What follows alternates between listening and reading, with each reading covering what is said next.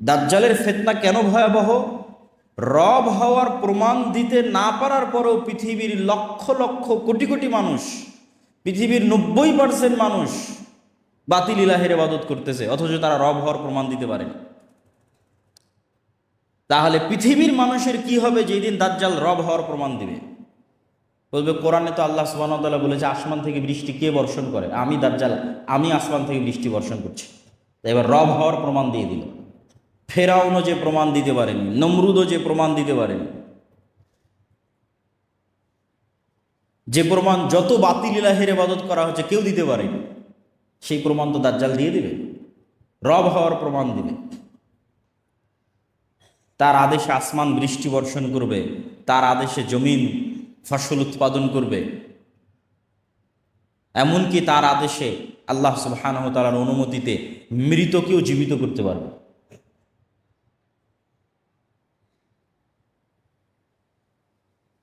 এই জন্য দাজ্জালের ফিতনা ভয়াবহ। তাহলে কোরআনের এত যুক্তি তর্কের পরেও দুনিয়াতে এক্সিস্টিং বাতিল ইলাহরা কেউ রবের প্রমাণ দিতে না পারার পরেও পৃথিবীর 90% মানুষ বাতিল ইলাহের ইবাদত করতেছে। তাহলে যেদিন দাজ্জাল এসে রব হওয়ার প্রমাণ দিবে সেদিন কয়জন মানুষ ঈমান ধরে রাখবে? এই জন্য এটা পৃথিবীর সবচেয়ে বড় ভয়াবহ ফিতনা। হ্যাঁ, এই ফিতনা থেকে বাঁচতে পারবে কারা? ওই যে দুইটা সারমর্ম বলেছি, ওই দুই সারমর্মের উপরই এই ফিতনা থেকে বাঁচা নির্ভর করে। একটা সারমর্ম বলেছি তাওহীদের বিশ্বাস যাদের মজবুত, আর 2 নম্বর পরকাল এবং পুনরুত্থানের উপর যাদের বিশ্বাস মজবুত। পরকাল এবং পুনরুত্থানের উপর বিশ্বাস মজবুত ছাড়া পৃথিবীর কোনো ফিতনা থেকে বাঁচা সম্ভব নয়।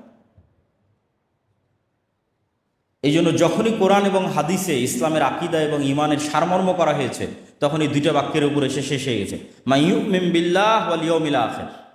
দুইটা বাক্য, যে আল্লাহর উপর ঈমান রাখে, পরকালের উপর ঈমান রাখে, এই দুইটা বাক্যের উপরই মানুষের ফিতনা থেকে মুক্তি নির্ভর করে। যার তাওহীদে বিশ্বাস মজবুত, যার পরকালে বিশ্বাস মজবুত। যদিও পরকাল অতি বাস্তব এবং পরকাল এত কঠিন নয়, পুনরুত্থান এত কঠিন নয় আমরা যত কঠিন মনে করি। আমি শুধু পুনরুত্থানের উপর একটা ছোট্ট কথা বলে বক্তব্য সামনের দিকে এগিয়ে যাব, যে পুনরুত্থান কেন সহজ। আমাদের সামনে এবং চারিদিকে যত গাছ আমরা দেখতে পাই, এই উদাহরণ আল্লাহই কোরআনে দিয়েছে, আমি জাস্ট সহজ ভাষায় বুঝাচ্ছি। যত গাছ আমরা দেখতে পাই, এই গাছ মানুষের চেয়ে জীবন্ত নয়। গাছ তো কথা বলতে পারে না, হ্যাঁ গাছের জীবন আছে, এক লেভেলের এক মাত্রার জীবন, কিন্তু মানুষের জীবন তো আরো ভার্সাটাইল, আরো ব্যাপক। মানুষ বেশি জীবন্ত গাছের তুলনায়। তো গাছের যে বীজ, গাছে ফল ধরার পর যে বীজ বা বিচি, এটা মৃত। খেজুরের বীজ মৃত, যে কোনো বীজ মৃত। তাহলে যেই জিনিসটা মানুষের মতো জীবন্ত নয়, তার থেকে যে মৃত জিনিসটা বের হচ্ছে, ওই মৃত জিনিসটাও যদি মাটিতে পুঁতে দেওয়া হয় এবং সেখানে বৃষ্টি বর্ষণ হয়, তাহলে ওই মৃত থেকে আবার গাছ বের হচ্ছে। তো মানুষের মতো জীবন্ত মানুষের মেরুদণ্ড যখন মাটিতে পুঁতা থাকবে, কোনটা বেশি আশ্চর্যের? বৃষ্টি হওয়ার পর মানুষের মেরুদণ্ড থেকে মানুষ মাটি থেকে বের হয়ে আসবে, এটা বেশি আশ্চর্যের? না গাছের বীজ দানা থেকে আবার আর একটা গাছ বের হচ্ছে, কোনটা বেশি আশ্চর্যের? আমার কাছে গাছের বীজ থেকে আবার আর একটা দানা বের হচ্ছে, এটা বেশি আশ্চর্যের। মানুষ তো অনেক জীবন্ত, গাছ তো এত জীবন্ত নয়, গাছের বীজ তো এত জীবন্ত নয়, মানুষ অনেক জীবন্ত। তাহলে মানুষের মেরুদণ্ড থেকে আবার মানুষ মাটি থেকে বের হয়ে আসবে, এটা কম আশ্চর্যের। এবং এটা আরও কেন কম আশ্চর্যের? মানুষ তার পুরো শরীরে যা কিছু গ্রহণ করে বেঁচে আছে, তার প্রত্যেকটাই তাকে মাটি থেকে গ্রহণ করতে হয়। আমাদের শরীরের মধ্যে ম্যাগনেসিয়াম হোক, ক্যালসিয়াম হোক, ভিটামিন হোক, প্রোটিন হোক, ক্যালোরি হোক, যা দিয়ে আমাদের শরীরে কোষ তৈরি হচ্ছে প্রতিনিয়ত এবং আমরা জীবন্ত আছি, এই প্রত্যেকটা জিনিস আমাদেরকে মাটি থেকে নিতে হয়। যেমন আমরা কলা খাচ্ছি, এই কলাতে ম্যাগনেসিয়াম এবং ক্যালসিয়াম আমার শরীরের মধ্যে ঢুকতেছে, তো ওই কলা ম্যাগনেসিয়াম ক্যালসিয়াম কোথায় থেকে নিয়েছে? মাটি থেকে নিয়েছে। তাহলে আমার শরীরের মধ্যে যা ভিটামিন, প্রোটিন, ম্যাগনেসিয়াম, ক্যালসিয়াম আছে, তার সব কিছু মাটির মধ্যে আছে। তাহলে আল্লাহ সুবহানাহু ওয়া তাআলা এখন আমার শরীরের মধ্যে যদি কোষ তৈরি করতে পারেন, কালকে এই সেম জিনিস থাকার কারণে কেন মাটির মধ্যে কোষ তৈরি হবে না? কেন হবে না? যেহেতু আমি সবই মাটি থেকে নিচ্ছি, তো সবই মাটি থেকে নেওয়ার পর আমার শরীরের মধ্যে কোষ তৈরি হচ্ছে, এবার আমি যখন মাটিতে চলে যাব সেখানে ওই সেম জিনিস থাকার পরে ওখানে কেন কোষ তৈরি হবে না? তো 1 সেকেন্ডের ব্যাপার, 1 মিনিটের ব্যাপার আল্লাহ সুবহানাহু ওয়া তাআলার জন্য। এই জন্য পুনরুত্থান অতি সহজ এবং অতি বাস্তব। তো যাদের ঈমান পুনরুত্থানের উপর মজবুত থাকবে এবং যাদের ঈমান আল্লাহর তাওহীদের উপর মজবুত থাকবে, তারা পৃথিবীর যে কোনো ফিতনা থেকে মুক্ত থাকতে পারবে, দাজ্জালের ফিতনা থেকেও মুক্ত থাকতে পারবে। তো কিয়ামতের পূর্ব মুহূর্তে যে সংঘটিত ফিতনা সমূহ, এগুলোর যদি সারমর্ম বলি, সারমর্ম বলতে গেলে বলা যায় রাসূলুল্লাহ সাল্লাল্লাহু আলাইহি ওয়াসাল্লামের একটা হাদিস, যে উ'দু সিত্তাম বাইনি ওয়া বাইনা ইয়াদাই সাআহ, তোমরা আমার মধ্যে এবং কিয়ামতের মধ্যে 6টা জিনিসকে গণনা করে রাখো। 1 নম্বর হচ্ছে মাউতি, আমার মৃত্যু। রাসূল সাল্লাল্লাহু আলাইহি ওয়াসাল্লামের প্রেরিত হওয়াই পৃথিবীর সবচেয়ে বড় কিয়ামতের আলামত। কেন আগে যত নবী চলে গেছে সব নবীর পর মানুষ আর এক নবীর অপেক্ষা করেছে। মুহাম্মদ সাল্লাল্লাহু আলাইহি ওয়াসাল্লাম যেহেতু শেষ নবী, সেহেতু আর দ্বিতীয় কোনো নবীর অপেক্ষা নেই, এখন অপেক্ষা শুধু কিয়ামতের। অতএব কিয়ামতের সবচেয়ে বড় আলামত অতিক্রম হওয়া 1400 বছর পার হয়ে গেছে, সেটা হচ্ছে মুহাম্মদ সাল্লাল্লাহু আলাইহি ওয়াসাল্লামের পৃথিবীতে প্রেরিত হওয়া এবং তার মৃত্যু। তারপর রাসূল সাল্লাল্লাহু আলাইহি ওয়াসাল্লাম বললেন মসজিদে আকসার বিজয়, তারপর বললেন ভয়ঙ্কর মহামারী, যে মহামারীতে পৃথিবীর মানুষ মৃত্যুবরণ করে প্রায় শেষ হয়ে যাওয়ার মতো হয়ে যাবে, নাই বরাবর হয়ে যাবে। তারপর রাসূল সাল্লাল্লাহু আলাইহি ওয়াসাল্লাম বললেন এমন ধন সম্পদের আধিক্য যে মানুষের কাছে 100 দিরহাম এবং 100 দিনার অনেক কম মনে হবে। তারপরে বললেন ফিতনাতুন, এমন এক ফিতনা যেই ফিতনা থেকে আরবের কোনো ঘর মুক্ত থাকবে না। লা ইয়াবকা মিনহু বাইতুম মিনাল আরব, আরবের কোনো ঘর এই ফিতনা থেকে মুক্ত থাকবে না। ফিতনা শব্দটি কোরআন এবং হাদিসে যখনই ব্যবহৃত হয়েছে, বেশিরভাগ ক্ষেত্রে মারামারি, গণ্ডগোল, কাটাকাটি, যুদ্ধ ইত্যাদির ক্ষেত্রে ব্যবহৃত হয়েছে। ফলত এটিই বেশি সঠিক অর্থ যে এমন ফিতনা মানে এমন ভয়ঙ্কর যুদ্ধ, যে যুদ্ধে আরবের প্রত্যেকটা ঘর অংশগ্রহণ করবে। তারপর রাসূল বলেন হুদনাতুন বাইনাকুম ওয়া বাইনার রোম, একটা চুক্তি হবে, যে চুক্তি তোমাদের এবং রোমানদের মধ্যে হবে। রোমান কারা, এটা নিয়ে অনেক মতভেদ আছে। আজকের ইউরোপ রোমান, না আজকের রাশিয়া রোমান, না আজকের আমেরিকা রোমান, কিন্তু মতভেদ থাকলেও এতটুকু নিশ্চিত যে খ্রিস্টানদের সাথে মুসলমানদের একটা চুক্তি হবে। সেটা আমেরিকার খ্রিস্টান না ইউরোপের খ্রিস্টান না রাশিয়ার খ্রিস্টান, সেটা মতভেদ থাকতে পারে। যুগের পরিবর্তনে মানুষ এই হাদিসকে এক একভাবে বুঝতে পারে। আজ থেকে 500 বছর আগে একভাবে বুঝতো, যখন ক্রুসেডারদের সাথে যুদ্ধ হতো তখন একভাবে বুঝতো, তখন তো মনে করতো যে এই হাদিস বাস্তবায়ন হয়ে গেছে। আর এখন হয়তো আমরা আর একভাবে বুঝতেছি। তো খ্রিস্টানদের সাথে মুসলমানদের একটা চুক্তি হবে, তথা আরবের ভয়ঙ্কর গৃহযুদ্ধের ধারাবাহিকতায় খ্রিস্টানদের সাথে মুসলমানদের একটা চুক্তি হবে, যে চুক্তির ভিত্তিতে তারা তৃতীয় কোনো শক্তির বিরুদ্ধে যুদ্ধ করবে, এবং সেই তৃতীয় শক্তির বিরুদ্ধে যুদ্ধে ওই তৃতীয় শক্তি পরাজিত হবে। সেই তৃতীয় শক্তি কারা তা কোরআন এবং হাদিসে উল্লেখ নাই। সেই তৃতীয় শক্তি ইহুদিরা, সেই তৃতীয় শক্তি হিন্দুরা, সেই তৃতীয় শক্তি চায়নার মতো যারা বুদ্ধিস্ট, তারা, আল্লাহু আলাম। তৃতীয় শক্তির বিরুদ্ধে বিজয়ী হওয়ার পর খ্রিস্টানদের একজন মানুষ ক্রুশকে উঁচিয়ে ধরে বলবে ক্রুশের বিজয় হোক, তখন আর এক মুসলিম উঠে সেটাকে ভেঙে দিবে অথবা ওই ব্যক্তিকে হত্যা করবে। তখন খ্রিস্টান এবং মুসলমানরা মুখোমুখি দাঁড়াবে, আর এটি পৃথিবীর ইতিহাসের সবচেয়ে বড় যুদ্ধ, তথা পৃথিবীর ইতিহাসের সবচেয়ে বড় যুদ্ধ হবে খ্রিস্টান আর মুসলমানদের মধ্যে, যেটার নাম মালহামা, যেটা বাইবেলে এবং অন্যান্য ধর্মগ্রন্থে আর্মাগেড্ডন নামে বলা হয়েছে। এবং পৃথিবীর সব ধর্মের মানুষ একজন মাসিহের অপেক্ষা করতেছে। মাসিহ মানে উদ্ধারকারী, বিপদ থেকে উদ্ধারকারী। মাসিহাদ দাজ্জালও বিপদ থেকে উদ্ধারকারী, ঈসা মাসিহও বিপদ থেকে উদ্ধারকারী, এবং দুইজনের নামেই মাসিহ লাগানো আছে। ঈসা মাসিহ এবং মাসিহাদ দাজ্জাল, কোরআন এবং হাদিসে এই দুইজনের নামে মাসিহ লাগানো আছে। বিপদ থেকে উদ্ধারকারী, একজন মিথ্যা বিপদ থেকে উদ্ধারকারী, আর একজন সত্য বিপদ থেকে উদ্ধারকারী। এই জন্য ইহুদি হোক, খ্রিস্টান হোক, মুসলমান হোক, সবাই কিয়ামতের পূর্ব মুহূর্তে একজন মাসিহের অপেক্ষায়। এবং এই মাসিহকে এবং এই মাসিহাদ দাজ্জালকে খ্রিস্টান এবং ইহুদি ধর্মে অ্যান্টি ক্রাইস্ট হিসেবে নামকরণ করা হয়েছে। তো পৃথিবীর ইতিহাসের সবচেয়ে ভয়াবহ যুদ্ধ হবে মুসলমান এবং খ্রিস্টানদের মধ্যে, যেখানে রাসূল সাল্লাল্লাহু আলাইহি ওয়াসাল্লামের হাদিস অনুযায়ী 9,60,000 তথা প্রায় 10 লক্ষের কাছাকাছি সেনাবাহিনী একত্রিত হবে খ্রিস্টানদের, আর মুসলমানদের পক্ষ থেকে সিরিয়া এবং মদিনার তৎকালীন বিশ্বের সবচেয়ে আল্লাহওয়ালা তাকওয়াবান পরহেজগার মানুষরা মদিনা থেকে বেরিয়ে আসে। আর সিরিয়া এবং মদিনার মুজাহিদরা জোটবদ্ধ অবস্থায় খ্রিস্টানদের বিরুদ্ধে যুদ্ধে অবতীর্ণ হবে। রাসূল সাল্লাল্লাহু আলাইহি ওয়াসাল্লাম যে জায়গাগুলোর কথা বলেছেন এগুলো হচ্ছে বর্তমান সিরিয়া এবং তুরস্কের সীমান্তবর্তী অঞ্চল, আমাক এবং দাবেক।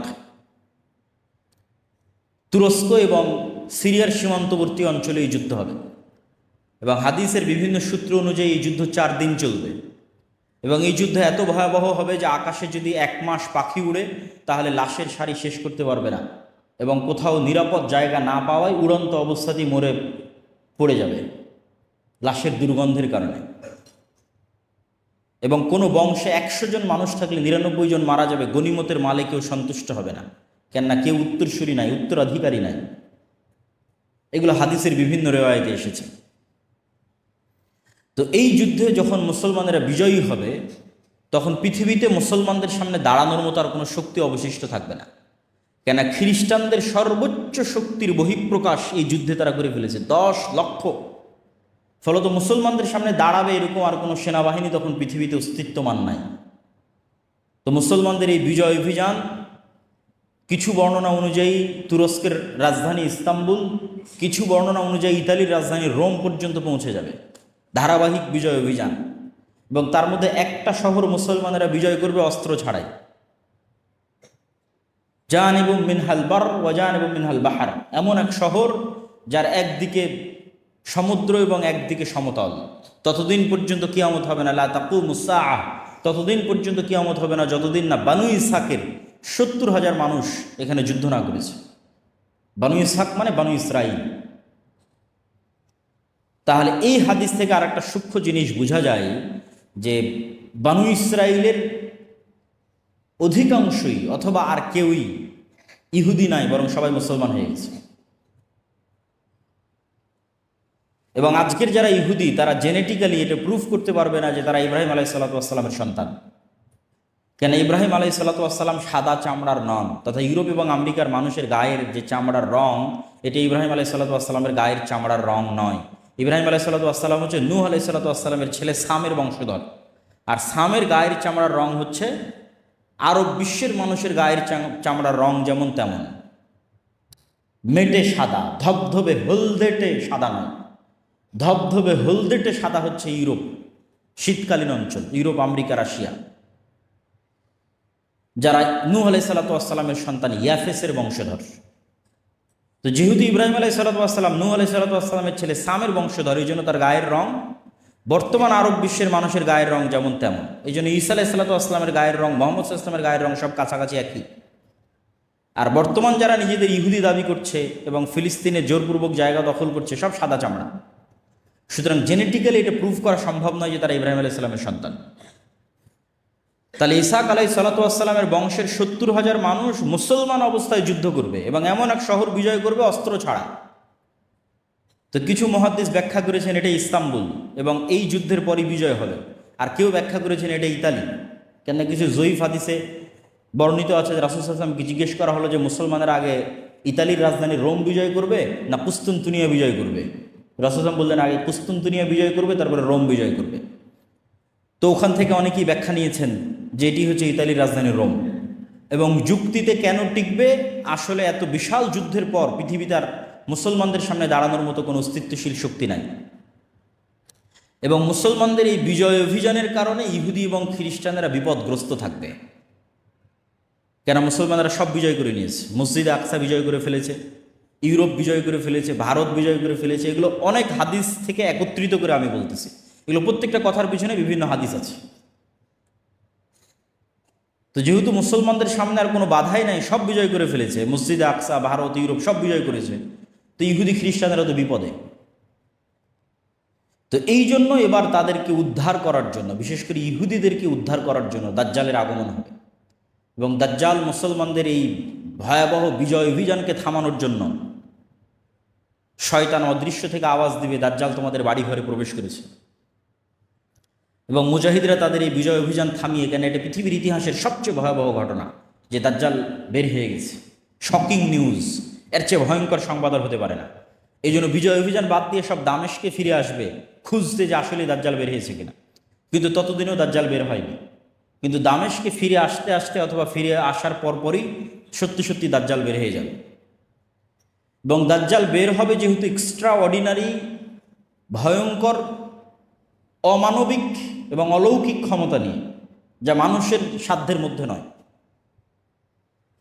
এরকম ভয়াবহ অলৌকিক ক্ষমতা নিয়ে যেহেতু দাজ্জাল আসবে, সেহেতু নিমিষেই যেই মুমিন মুজাহিদরা বিশ্বের প্রায় সকল পরাশক্তিকে পরাজিত করে মুসলমানদের বিজয় নিশ্চিত করেছে, তারা নিমিষেই নিজেদের জন্য পৃথিবীকে সংকুচিত অবস্থায় পাবে এবং দাজ্জালের ফিতনা মোকাবেলা করার মতো কোনো শক্তি সামর্থ্য তাদের কাছে থাকবে না। এক হাদিসে রাসূল সাল্লাল্লাহু আলাইহি ওয়াসাল্লাম বলছেন, শামের কিছু, ইরাক এবং শামের মধ্যবর্তী অঞ্চল দিয়ে দাজ্জাল যাবে। যাওয়ার সময় কোনো এক শহরে গিয়ে বলবে, তোমরা আমার উপর ঈমান আনয়ন করো। তো ওই শহরের মানুষ ঈমান আনয়ন করবে। তখন ধন সম্পদ মৌমাছির চাকের সাথে যেভাবে ছুটে, তাদের পিছনে সেভাবে ধন সম্পদ ছুটবে। আর শামের কোনো এক নগরীতে এসে বলবে, আমার উপর ঈমান আনয়ন করো। তারা ঈমান আনয়ন করবে না। তখন আসমান এবং জমিন, ফসল উৎপাদন, বৃষ্টি বর্ষণ এমনভাবে বন্ধ করে দিবে যে, যেহেতু পরিপূর্ণরূপে বৃষ্টি এবং মাটি দুটোই পানি শূন্য হয়ে গেছে, ফলত এখানে আর ঘাসপালাও খাওয়ার সুযোগ নাই, ঘাস পাতা খাওয়ারও সুযোগ নেই। তখন একটাই সুযোগ, যেটা হাদিসেই বর্ণিত আছে, যে তাদের বাড়িতে রাখা বিভিন্ন কাঠের আসবাবপত্রকে চিবিয়ে চিবিয়ে সেখানকার মধ্যে থেকে রস বের করার চেষ্টা করবে। এত ভয়ঙ্কর দুর্ভিক্ষ দেখা দেবে। তাহলে দাজ্জাল আসার পরে মুমিন এবং মুজাহিদেরা বিপদে পড়ে গেল। তাহলে দাজ্জাল এসে কাদের উদ্ধার করলো? ইহুদি এবং খ্রিস্টানদের উদ্ধার করলো। এবার মুমিন এবং মুসলমান যারা আছে তাদেরকে বিপদ থেকে উদ্ধার করার জন্য ঈসা আলাইহিস সালাম আসবে।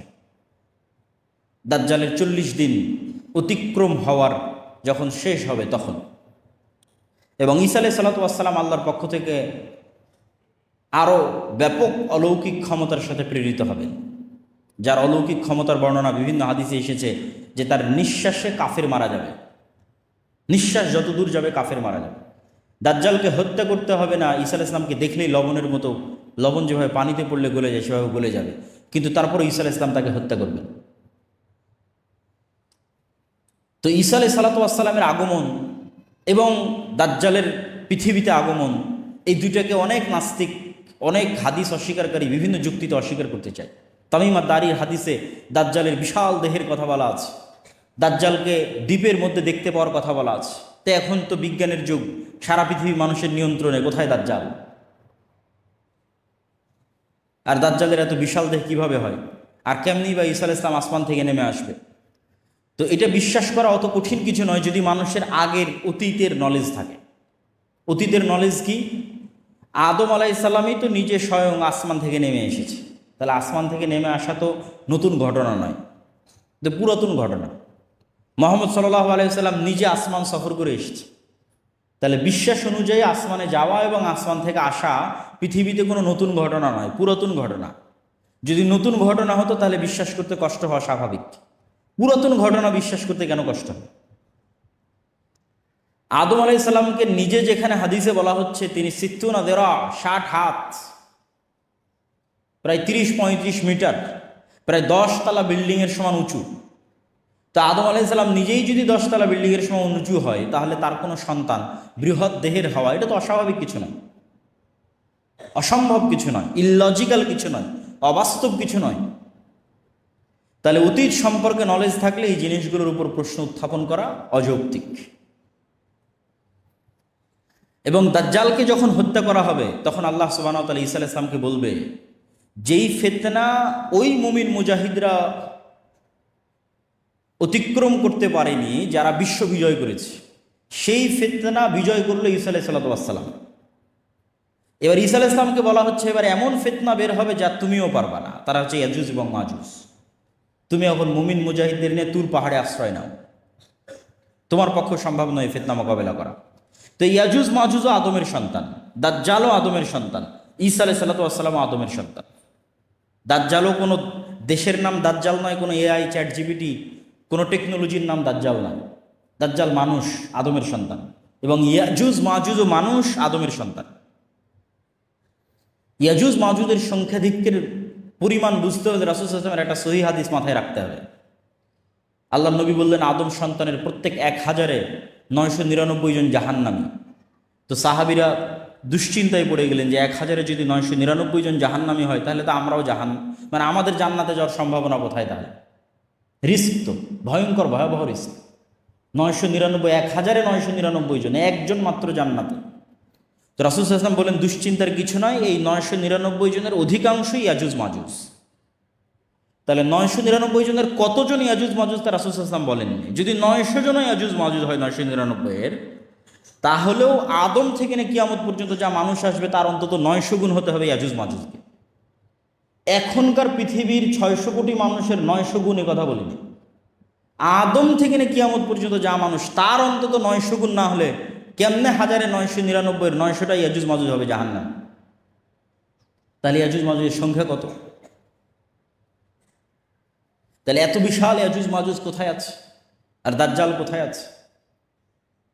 এই বিশ্বাস মজবুত করার জন্য কয়েকটা জিনিস মাথায় রাখতে হবে। এক, আল্লাহ সুবহানাহু ওয়া তাআলা মানুষকে অনেক সীমাবদ্ধ শক্তি দিয়ে সৃষ্টি করেছে, এবং এটা আজকের বিজ্ঞানও স্বীকার করে। ডার্ক এনার্জি এবং ডার্ক ম্যাটার, যে কেউ সার্চ দিলে দেখতে পাবে যে পৃথিবীর 2%ও মানুষ দেখতে পায় না, অনেক কম, 2-5% মানুষ দেখতে পায়, বাকি 95%ই অদৃশ্য। আসমান এবং জমিনের মধ্যে যা কিছু আছে, এটা বিজ্ঞান দাবি করতেছে। তো তারা নাম দিয়েছে ডার্ক ম্যাটার, ডার্ক এনার্জি।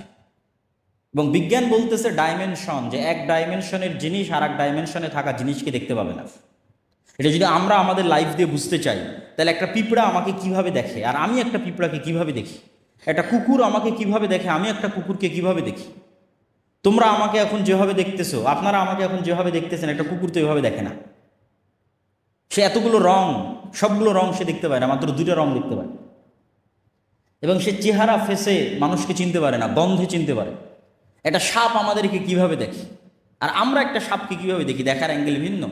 আমি একটা সাপকে পরিপূর্ণ দেখতে পাচ্ছি, একটা পিঁপড়াকে পরিপূর্ণ দেখতে পাচ্ছি, পিঁপড়া তো আমাকে আসলে পরিপূর্ণভাবে দেখতে পায় না। এবং একটা পাখিকে যদি এই মসজিদের মধ্যে ছেড়ে দেওয়া যায়, সেই জানালা খুঁজে বের করতে পারবে না কোন দিক দিয়ে জানালা, আমরা দেখতে পাচ্ছি জানালা। তাহলে ওর দেখার দৃষ্টি সীমা একরকম, আমার দেখার দৃষ্টি আর একরকম। ঠিক একই অবস্থা আমাদের চেয়ে আপার ডাইমেনশনে যে সমস্ত ফেরেশতা এবং জিনেরা আছে, ওরা আমাদেরকে স্পষ্ট দেখতে পাচ্ছে। এই মসজিদে যেহেতু ফেরেশতা আছে, কিন্তু আমরা দেখতে পাচ্ছি না। তো জিন এবং ফেরেশতাকে আল্লাহ সুবহানাহু ওয়া তাআলা যেভাবে অদৃশ্য রেখেছেন, সেভাবে অদৃশ্য রাখতে পারেন। এটা যেমন যৌক্তিক। বর্তমান পৃথিবীর সবই যে মানুষ জেনে নিয়েছে, এটাও ভুল কথা। মাটির নিচে কি আছে সেটাই মানুষ ভালোভাবে জানে না, যদিও চাঁদ পর্যন্ত পৌঁছে গেছে মানুষ, কিন্তু মাটির নিচে মানুষের সফরের সীমাবদ্ধতা হচ্ছে 12 কিলোমিটার, অথচ উপরে মানুষ অনেক দূর চলে গেছে। সমুদ্র এবং মাটির নিচে এই দুইটা সবচেয়ে রহস্যপূর্ণ, আকাশের চাইতেও বেশি রহস্যপূর্ণ। এবং তারপরেও আরেকটি বিষয় থাকে, সেটি হচ্ছে আল্লাহ সুবহানাহু ওয়া তাআলা বলেছেন তিনি তার আসমান সৃষ্টিতে যা সময় লেগেছে, জমিন সৃষ্টিতে তাই সময় লেগেছে। এবং 7 আসমান এবং 7 জমিন সৃষ্টি করেছে, তথা 7 আসমান যা বিশাল, 7 জমিন তাই বিশাল। ওয়া ইয়াতানাজ্জালুল আমরু বাইনাহুন্না, আর আল্লাহর ওহী, আল্লাহর আদেশ 7 রাতেই অবতীর্ণ হয়, 7 আসমান এবং 7 জমিনই অবতীর্ণ হয়। তো আল্লাহ সুবহানাহু ওয়া তাআলা অন্য জমিনেও রেখে থাকতে পারেন দাজ্জালকে, ইয়াজুজ মাজুজকে। এবং সূরা কাহফে যত ব্যতিক্রম ঘটনাগুলো আছে, এই ব্যতিক্রম ঘটনাগুলো অনেক বেশি ব্যতিক্রম, যেগুলো কিয়ামতের পূর্ব মুহূর্তে সংঘটিত বিষয়ের প্রতি ঈমানকে মজবুত করতে সহযোগিতা করে এবং দাজ্জালের ফিতনা থেকে বাঁচার ক্ষেত্রে মানুষের রাস্তা তৈরি করে দিতে পারে। সূরা কাহফে 4টা ঘটনা আছে। আসহাবে কাহফের ঘটনা, তা আসহাবে কাহফের ঘটনা থেকে শিক্ষা কি? মানুষ আসহাবে কাহফ ঈমান বাঁচাতে যেমন পৃথিবী থেকে ডিসকানেক্ট হয়ে গেছে, মানুষ যদি ঈমান ধরে রাখতে চায় দাজ্জালের সময় অথবা তার পূর্ববর্তী ভয়াবহ ফিতনার সময়, তাহলে ওইভাবে পৃথিবী থেকে ডিসকানেক্ট হয়ে যেতে হবে আসহাবে কাহফের মতো। আর পরকালের প্রতি ঈমান লাগবে আসহাবে উখদুদের মতো, যারা জ্বলন্ত আগুনের মধ্যে ঢুকে গেছে। কেন? ওইটা তাদের কাছে জ্বলন্ত আগুন নয়, ওইটার মধ্যে তারা জান্নাত দেখতে পাচ্ছে, এটা তাদের ওসিলা জান্নাতে যাওয়ার। আপনার কাছে এটা আমি আগুনে পুড়ে মারা যাব, আর আরেকজনের কাছে আমি এটাতে আগুনে ঢুকে জান্নাতে যাব। চিন্তার পার্থক্য। আপনার কাছে আরে ভয়াবহ আগুন, এই আগুনের মধ্যে ঢুকলে তো আমার অনেক কষ্ট, আর আরেকজন আর এই আগুনে ঢুকলে তো আমি জান্নাতে চলে যাব। তাহলে একজনের কাছে মৃত্যু জান্নাতে যাওয়ার ওসিলা, আর আরেকজনের কাছে মৃত্যু ভয়ের কারণ। এটাই তো বিশ্বাসের পার্থক্য। যার কাছে মৃত্যু জান্নাতে যাওয়ার ওসিলা, তথা যার পরকালের প্রতি বিশ্বাস মজবুত, তার কাছে মৃত্যু তো জান্নাতে যাওয়ার ওসিলা। তো এখন সামনে আগুন থাকুক আর যাই থাকুক সেটা তো বিষয় না। তাহলে পরকালের উপর ইমান যত মজবুত, ও আসহাবে উখদুদের মতো ব্যবহার করতে পারবে দাজ্জালের ফিতনার সময়, কেন তার কাছে মৃত্যু জান্নাতে যাওয়ার উসিলা। আর যার পরকালের উপর ইমান নাই, দুনিয়ায় যার কাছে সব কিছু, অবৈধ 1 টাকার প্রতিও যার লোভ আছে, অবৈধ 1 টাকার উপরও যার লোভ আছে, তার পক্ষে দাজ্জালের ফিতনা থেকে বেঁচে থাকা সম্ভব না। তো আসহাবে কাহফের ঘটনা আছে সূরা কাহফের মধ্যে। তারপরে ঘটনা আছে যুলকারনাইন, ইয়াজুজ মাজুজ। তো ইয়াজুজ মাজুজের ঘটনা তো অতীতে, তাহলে বিশ্বাস করতে কেন কষ্ট হবে? কোরআনে ইয়াজুজ মাজুজকে দেখানো হচ্ছে অতীত একটা ঘটনা হিসেবে, যে যুলকারনাইন সফর করলো, এক এরিয়ায় গেল যেখানে ইয়াজুজ মাজুজ, এবং তাদেরকে আবদ্ধ করে দিল। তাহলে ইয়াজুজ মাজুজের অস্তিত্ব অতীতেই দেখা যাচ্ছে, তো ভবিষ্যতে তো অস্তিত্ব আরো সহজ। অমিন কুল্লে হাদাবি ইয়াংসিলুন, প্রত্যেকটা উঁচু জায়গা থেকে তারা দলে দলে নেমে আসবে, আল্লাহ সুবহানাহু ওয়া তাআলা কোরআন মাজিদে বলেছেন। তারপরের আশ্চর্যের ঘটনা হচ্ছে ঈসা আলাইহিস সালাতু ওয়াস মুসা আলাইহিস সালাতু ওয়াস সালাম এবং খিজির, এটাও সূরা কাহফের মধ্যে। যে আল্লাহ সুবহানাহু ওয়া তাআলা চাইলে বলতে পারতেন, মুসা উমুক শহরে উমুক গ্রামে আমার একজন বান্দা আছে যে তোমার চেয়ে জ্ঞানী। তা না বলে আল্লাহ বললেন, মাছ নাও, ভাজো, মৃত মাছ নিয়ে সমুদ্রের ধার দিয়ে হাঁটতে থাকো, যেখানে মাছ জীবিত হয়ে যাবে সেখানে পাবা। রহস্যপূর্ণ। এবং খিজির আলাইহিস সালাতু ওয়াস সালাম এমন সব ঘটনা ঘটালেন যেগুলো পৃথিবীর ফিজিক্স অনুযায়ী সম্ভব নয়। ভবিষ্যতে কোন বাচ্চা তার বাপ মাকে হত্যা করবে, সেই বাচ্চাকে তিনি অতীতে হত্যা করতেছে। এ তো টাইম নিয়ে যত মানুষের, আধুনিক যুগে যত মানুষের বিভিন্ন গবেষণা এবং বিশ্লেষণ আছে, এবং টাইম ট্রাভেল, যে সময়ের মধ্যে সফর করা, ভবিষ্যৎ দেখে আসা, অতীতে সমাধান করা, এই ধরনের সব আশ্চর্য ঘটনা খিজির আলাইহিস সালাতু ওয়াস সালাম ঘটাচ্ছে। তো খিজির আলাইহিস সালাতু ওয়াস সালাম এই পৃথিবীরও হতে পারেন, অন্য পৃথিবীরও হতে পারেন। তিনি সালামকে চিনতে আশ্চর্য হচ্ছেন সালাম শুনে, যে জান্নাতের সালাম এখানে কি হবে, কোন মুসা, দুনিয়ার যে নবী মুসা সেই নবী মুসা? হ্যাঁ। তো পুরো ঘটনার অ্যাঙ্গেলগুলো এবং প্রতিটা পয়েন্ট অনেক আশ্চর্যজনক, এবং শেষ পর্যন্ত বিদায়ও আশ্চর্যজনক। তো এই জন্য সূরা কাহফের প্রত্যেকটা ঘটনাই কিয়ামতের পূর্ব মুহূর্তের সাথে কোনো না কোনোভাবে কানেক্টেড আছে। আল্লাহ সুবহানাহু ওয়া তাআলা খিজিরকে যেভাবে অদৃশ্য রেখেছেন, অথবা অদৃশ্য রাখতে পেরেছিলেন যদি খিজির মারা গিয়ে থাকে, কেন কোরআন এবং হাদিসে কোনো উল্লেখ নাই যে খিজির মারা গেছেন কিনা, না জীবিত আছেন, আল্লাহু আ'লাম। তো সেভাবে আল্লাহ দাজ্জালকে অদৃশ্য রাখতে পারেন, সেভাবে আল্লাহ সুবহানাহু ওয়া তাআলা ইয়াজুজ মাজুজকে অদৃশ্য রাখতে পারেন। এই জন্য অনেক কিছুই শিক্ষা আছে সূরা কাহফের মধ্যে। আর সূরা কাহফের মধ্যে সবচেয়ে যেটা ব্যতিক্রম ঘটনা, 2 ভাই বাগানওয়ালা, অমা আযুন্নুস সাআহ, আমি মনে করি না যে কিয়ামত কায়েম হবে। এই জন্য বলেছি ইসলামের সারমর্ম তাওহীদ আর কিয়ামত। সে বিশ্বাস করে না যে কিয়ামত হবে, ওটাকেই আল্লাহ সুবহানাহু ওয়া তাআলা সূরা কাহফের মধ্যে শিরক হিসেবে উল্লেখ করছে। যে এক ভাই বিশ্বাস করে না কিয়ামত হবে, তখন আরেকজন বলতেছে আমি আল্লাহর সাথে শরীক করা থেকে পরিত্রাণ চাই। তো যাক, সূরা কাহফের উপর আরেকদিন বিস্তারিত আলোচনা করা যাবে। আমরা বক্তব্যের সারমর্ম এবং সংক্ষিপ্ত অবস্থার মধ্যে চলে আসি। তো এই পুরো ঘটনা কিয়ামতের পূর্ব মুহূর্তে সংঘটিত ফিতনাগুলো থেকে আমাদের জন্য শিক্ষা কি? আমাদের জন্য 2টা শিক্ষা। এক, কবে হবে, কখন হবে, এইটার পিছনে পড়ে থাকা, এইটা কখনো কোরআন এবং হাদিসের দিক নির্দেশনা নয়। কেন দিক নির্দেশনা নয়? প্রত্যেক মানুষের মৃত্যুই তো তার কিয়ামত। তাহলে কখন ঈসা আলাইহিস সালাম আসবে, কখন দাজ্জাল আসবে, কখন ইমাম মাহদি আসবে, এটার আগেই তো আপনার কিয়ামত হয়ে যাচ্ছে, আপনার মৃত্যু। কিয়ামত মানে কি? আপনি পরকালকে দেখবেন। তো মৃত্যুর পরেই তো মানুষ পরকালকে দেখে ফেলে। মৃত্যুর মাধ্যমে সে বারজাকি জগতে জাহান্নামও দেখে ফেলে, জান্নাতও দেখে ফেলে।